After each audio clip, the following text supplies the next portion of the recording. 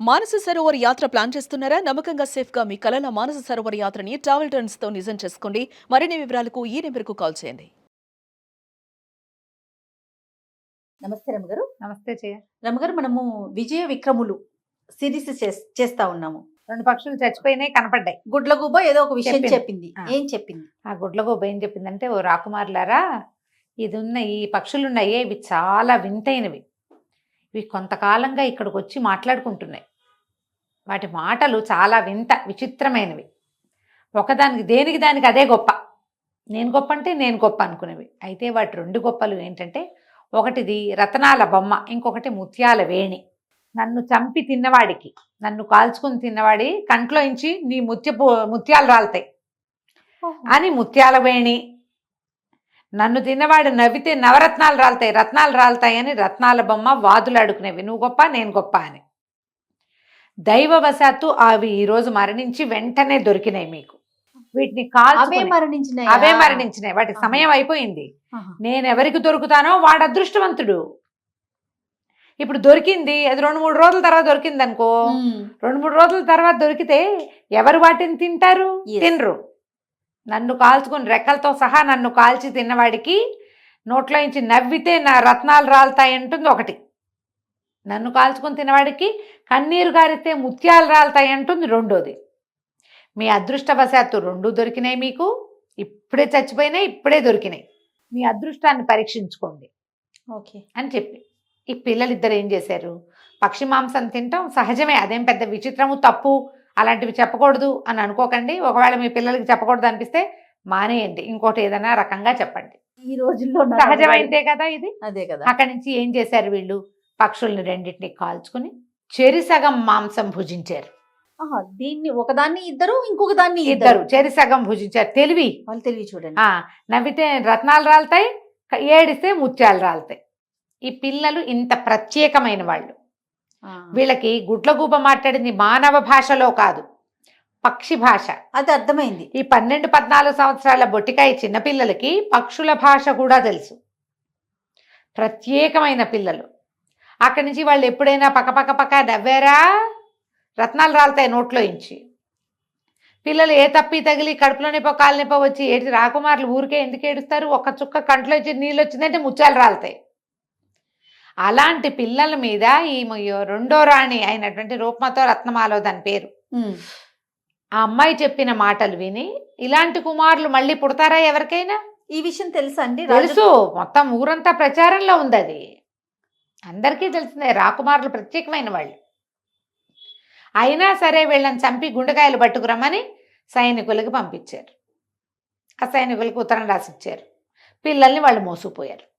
మోసుకుపోతే ఏమిటి ఎక్కడికి తీసుకెళ్తున్నారు ఏమిటి అంటే, నాయన మీ నాన్నగారికి కరుణ లేదు, ఇంకా కుమారులు పుడతారని నిర్ణయించుకున్నారంటే పిల్లలు వలవల ఏడుస్తుంటే వాళ్ళ కళ్ళలోంచి రాలుతున్న కన్నీటి బొట్టలు ముత్యాలుగా మారుతుంటే వీళ్ళు ఉన్నారు కదా తలార్లు, ఒక్కో ముచ్చం ఏరుకుంటూ పిల్లల్ని మోసుకుపోయారు.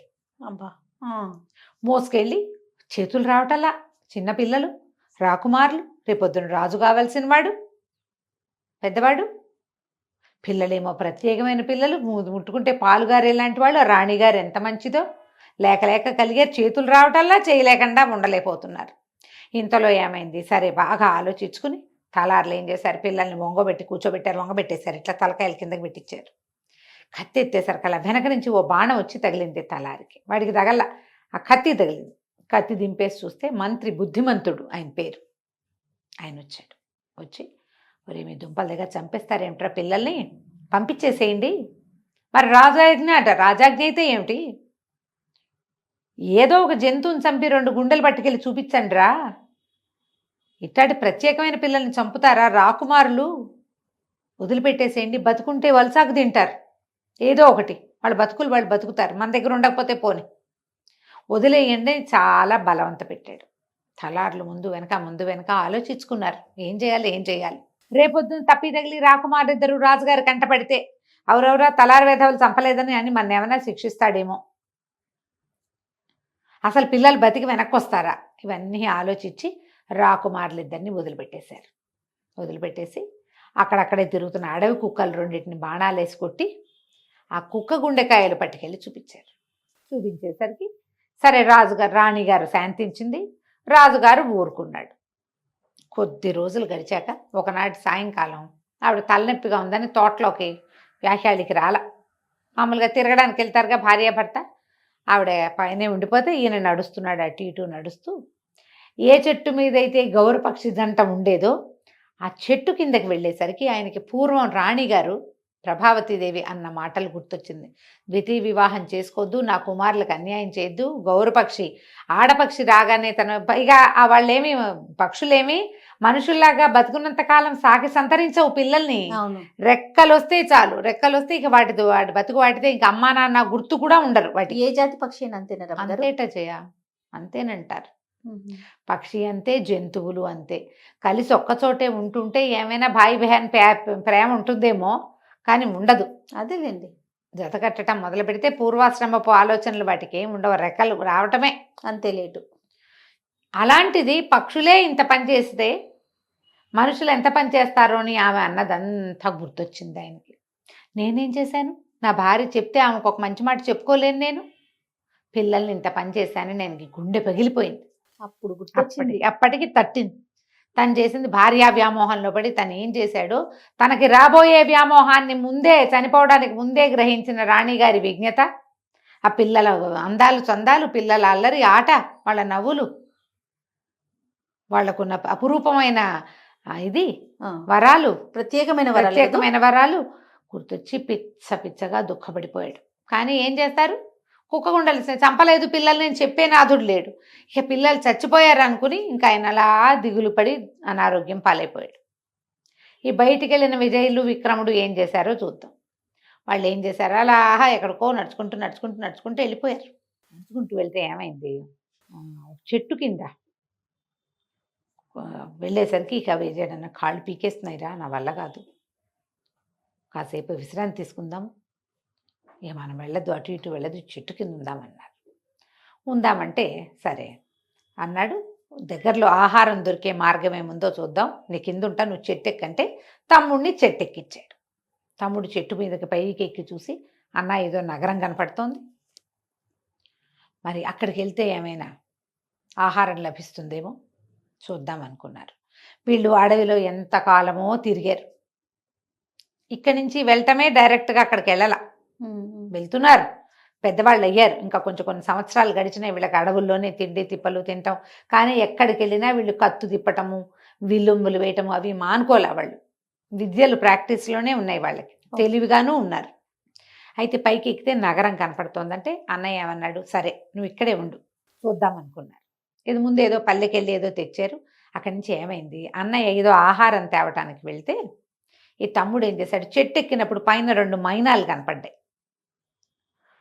ఆ మైనాలు ఏవో మాట్లాడుతున్నాయని చెట్టు పై కొమ్మల మీదకి ఎక్కి వినేసరికి ఆ మైనాలు 2 మాట్లాడుకుంటున్నాయి. ఏమని, ఇవాళ చాలా అద్భుతమైన రోజు. ఎంత అద్భుతమైన రోజు అంటే మనకు ఒక యోగం పట్టబోతోంది, మనని ఎవడు భుజిస్తాడో వాడు రాజు అవుతాడు అని చెప్తోంది మగపక్షి. పగపక్షి చెప్తే ఆడపక్షి అంది, నిన్ను తింటేనే రాజు అవుతాడు, నన్ను తింటే రాజు అవడు. ఈ సంగతి ఎవడికి తెలుస్తుంది, ఇప్పుడు మన చంపబోయేవాడు ఎవడు అనగానే పిల్లాడు ఏం చేశాడు, టక్కిని పట్టేశాడు పక్షుల్ని. మళ్ళీ వాళ్ళు ఇన్ని రోజులు ఆహారంగా పక్షుల్నే తీసుకుంటున్నారు, పక్షులు గుడ్లు, మరి వాళ్ళు బతకాలి కదా, ఇంక వేరే దారేది ఆహారానికి, ఏవో కాయలు కసర్లు ఉంటాయి, మాంసాహారం కావాలి, ఎంతో కొంత పట్టుకున్నాడు. పట్టుకొని కిందకి వచ్చాక ఏమనిపించింది, ఈ పెద్ద మగపక్షిని నేను తినేస్తే నేను రాజు అయితే అన్నయ్య బంట అవ్వాల్సి వస్తుంది, అందుకని నేను తినకూడదు, ఇది అన్నయ్యకే పెట్టాలని అట్టి పెట్టాడు. అన్నయ్య ఆ పక్కన ఉన్న ఊర్లోకి ఏదో చూసి ఏదో ఉప్పు కారం కొంచెం అవి ఇవి ఏవో పట్టుకొచ్చాడు. పట్టుకొస్తే అన్నయ్య ఇక్కడ మంచి బ్రహ్మాండమైన ఆహారం ఒకటి దొరికింది, మరి మరిద్దరం పక్షుల్ని కాల్చుకొని తిందాము, ఈ పూటకి తిండి లేకపోయినా పర్వాలేదు, నువ్వు తెచ్చిన వాటిని సర్దుకుందామని చక్కగా నిప్పు రాజేసుకొని కూర్చుని రాత్రిపూట ఏం చేశారు, 2 పక్షుల్ని కాల్చి మగ పక్షిని పెద్దవాడు, ఆడపక్షిని చిన్నవాడు తినేశారు. తినేసి ఇక బయలుదేరారు. చిన్నవాడు గట్టిగా నమ్ముతున్నాడు, పక్షులు వాటిలో అవి మాట్లాడుకునేటప్పుడు అబద్ధాలు ఆడవు, అన్నయ్య రాజు అవుతాడని నమ్మాడు. వీళ్ళు వెళ్తుంటే ఒక సింహం ఎదురుపడింది, అది ఆహారం భుజించేసి ఉంది. భుజించి అదేం చెప్పిందంటే, మీరు ఒక పొరపాటు చేశారు. పక్షుల్ని గనక కాల్చకుండా తినుంటే వెంటనే రాజైపోయేవాడు, మీకు ఏ ఇబ్బందులు ఉండేవి కాదు. కాల్చి తినటం వల్ల మీకు కొన్ని కష్టాలు తప్పవు, రాజవటం ఖాయం. కష్టాలు అయితే ఉన్నాయి. కష్టాలు మీకు, మీ ఇబ్బందులు ఇప్పట్లో తీరవు. ఎప్పుడో రాజ్యాన్ని వదిలేసి రోడ్ల మీదకి వచ్చారు వీళ్ళు, అడవిలో పడి ఉన్నారు. మీ సొంత రాజ్యం ఉన్నా మీకు రాజ్యం లేని పరిస్థితి, కానీ కొన్ని కష్టాలు ఇబ్బందులు మీకు తప్పవు అని చెప్పి వెళ్ళిపోయింది సింహం. వీళ్ళకి సింహం భాష కూడా వచ్చు, జంతువులు పక్షుల భాషలు. నడిచి చూద్దామనుకున్నారు. అన్నయ్యకి కూడా తెలుసండి ఈ విషయం? తెలిసిపోయింది, చెప్పాడు తమ్ముడు, ఆహా. ఇది తినేసే నువ్వని. ఓకే. వెళ్ళారు ముందుకి. వెళ్ళగా ఏమైంది, ఒక చెట్టు ఎక్కి చూస్తే దగ్గరలో నగరం కనపడతాం. అన్నయ్య అన్నాడు, నువ్వు ఉండు, నేను నగరంలోకి వెళ్ళొస్తా, ఏమైనా పట్టుకొస్తాను. ఇద్దరం వెళ్ళి ఇద్దరం దొరికిపోయే బదులు నేను రాకపోతే నువ్వు నా కోసం వద్దు కానీ అని చెప్పి తమ్ముడిని ఇక్కడ ఎట్టి పెట్టాడు. కుర్రవాడు నగరంలోకి వెళ్ళాడు. ఆ రోజున ఆ నగరంలో, అది భద్రావతి నగరం, యువరాణికి ఇవి జరుగుతున్నాయి. ఏమిటది, మన స్వయంవరం జరుగుతుంది అక్కడ. ఎంతమందిలో రాజులు వచ్చి ఉన్నారు. అయితే యువరాణి ఏం ప్రతిజ్ఞ చేసిందట, భద్రగజం ఎవరి మెడలో దండ వేస్తుందో వాడిని పెళ్లి చేసుకుంటానని చెప్పింది. బాగుంది. వీడు ఏదైనా పని కానీ డబ్బులు కానీ అవకాశం కోసం కానీ వెళ్తే ఇదంతా జనమంతా ఆ సభలోకి వెళ్తుంటే ఈ కుర్రాడు కూడా సభలోకి వెళ్ళాడు. ఈ విజయుడు కూడా ఆ భద్రగజం దోపలంతా తిరుగుతోంది. అదంతా యువతలకు వచ్చి సాధారణమైన బట్టల్లో యువతల నుంచున్న ఈ విజయుడు మెళ్ళ వేసిందంట. అందరూ కేకలు పెట్టారు, ఇదేంటి రాజకుమారులు వదిలేసి ఎవరో మామూలు వాడిని పట్టింది ఇది. కొంతమంది యువకులు పరిగెత్తుకుంటూ వచ్చేస్తే దండ తీసేశారు మెళ్ళలోంచి. వీడు కాదు అన్నారు. మళ్ళీ ఏనుకి దండ ఇచ్చారు. ఆ కుర్రాన్ని పోరా అవతల కంటే వీడు ఇటుపోయి ఇటు నుంచి పోయి అవతల పక్కన ఉంచున్నాడు. అదంతా తిరిగి వచ్చి మళ్ళీ వీడి మెళ్ళలోనే వేసింది దండ. యువరాజు మీకు కుర్రాడి మెళ్ళలోనే దండ వేస్తాం. 2 సార్లు 3 సార్లు ఎన్నిసార్లు దండ తీసినా అది అక్కడే వేస్తాం. 3 సార్లు అయ్యేసరికి అంత గగ్గోలు పెట్టారు, ప్రజలు అరిచి కేకలు పెట్టారు. యువరాణి ప్రతిజ్ఞ ఏమిటి, దండే ఎవరికి మెళ్ళలో పడితే వాడు ముష్టివాడైనా మాస్టివాడైనా చేయవలసిందే పెళ్లి. యువరాణి కూడా తను ఒప్పుకున్న దానికి తను ప్రతిజ్ఞ చేసింది కదా, ఏనుగు చేసిన ఎంపికని నేను గౌరవిస్తానని. భద్రగజం ఎంపిక చేసింది కాబట్టి విజయుడికి రాకుమార్తెకి వివాహం చేసేశారు. ఆ రాకుమార్తె పేరు విద్యావతి. వివాహం అయిపోయింది. వివాహపు వేడుకలను జరిగిన అబ్బాయి స్నానం చేశారు, మంచి బట్టలు వేశారు, గందరగోళంగా జరిగింది. అయితే ఈ స్వయంవరానికి వచ్చిన వాళ్ళలో మధుకరుడని ఒక రాజు, అతనికి నచ్చల. ఎలాగైనా ఈ విజయుని చంపేసి విద్యావతిని హ్యాండిల్ ఏమైనా సంపాదించాలి అన్న కోరికతోటి ఉన్నాడు. ఈ అబ్బాయికి మా తమ్ముడు అక్కడ ఉన్నాడు ఆ చెప్పే అవకాశం విజయుడికి లభించల. రాజు అవుతారని అన్న మాట, ఆ పక్షిని తింటే రాజు అవుతావు, పక్షులు చెప్పే నేను విన్నాను అని చెప్పాడుగా తమ్ముడు, అది ప్రూవ్ అయింది. కొంచెం ఇక్కడ సెటిల్ అయ్యాక తమ్ముడిని తెచ్చుకోవచ్చు అనుకున్నాడు. 4 రోజులైంది.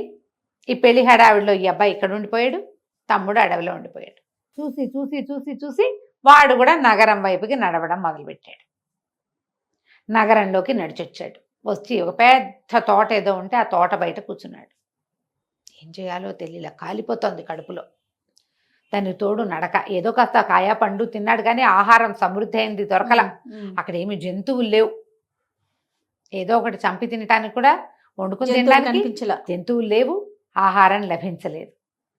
సరే ఉండేసరికల్లా ఆ తోటల పర్యవేక్షణ చేసేటువంటి ఒక అతను, పెద్ద తోటమాలిలో పెద్దవాడు అనమాట, పెద్ద అధికారి వచ్చి, ఏమన్నా దిగులుగా ఉన్నావు, ఏమిటి నీ సంగతి సందర్భం అంటే, ఏం చేయను, 4 రోజుల నుంచి ఆకలిగా ఉన్నాను, మా అన్న నన్ను అడవిలో విడిచిపెట్టి నగరంలోకి వచ్చాడు, మళ్ళీ రాలేదు, అన్న ఏమైపోయాడు అని దిగులు ఆకలి బాధతోటి ఉన్నానంటే, అతను ఏం చేశాడు, ఆ అధికారి కుర్రవాడికి భోజనం పెట్టించి, నువ్వు ఏదైనా పని చేస్తానంటే తోటలో పని చేయమని తోటలో పెట్టుకున్నాడు.